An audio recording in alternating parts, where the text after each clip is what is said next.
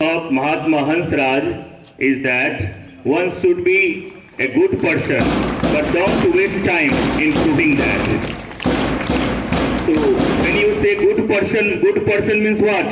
Those who don't do only संचय नीर परमारथ के कारण साधुन धरा शरीर।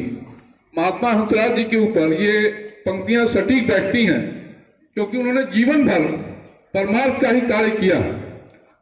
आपको जानकर आश्चर्य होगा कि जन्म के पश्चात 1886 में जब उन्होंने पंडित गुरुदत्त विद्यार्थी के साथ मिल करके पहला डीएवी इंस्टीट्यूशन स्थापित किया 1886 में लाहौर में, आज भी वो बिल्डिंग कायम है, मौजूद है लाहौर में, और भारत सरकार प्रयास करती है कि उसे एक म्यूजियम के रूप में बनाया जाए, लेकिन अभी पाकिस्तान के साथ ऐसी कोई वार्ता नहीं हो पा रही है।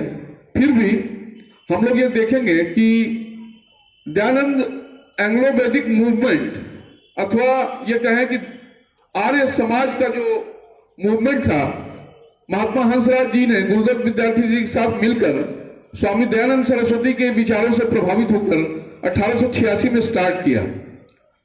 महात्मा हंसराज जी का जन्म 1864 में होशियारपुर पंजाब में हुआ था।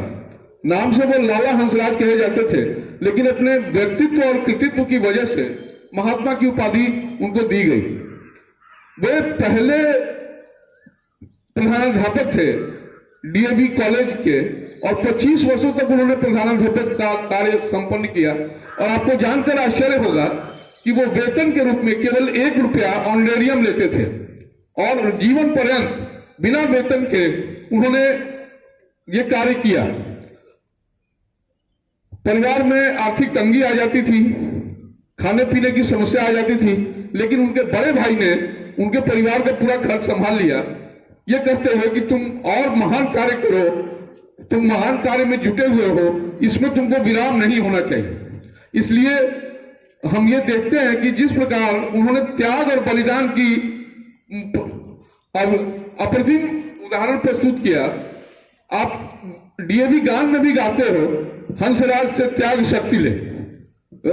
त्याग की प्रतिमूर्ति थे महात्मा हंसराज, और उन्होंने एक जीवंत उदाहरण प्रस्तुत किया सभी एजुकेशनिस्ट, सभी शिक्षाविदों के सामने कि कैसे निस्वार्थ भाव से अपना कार्य करते रहना चाहिए।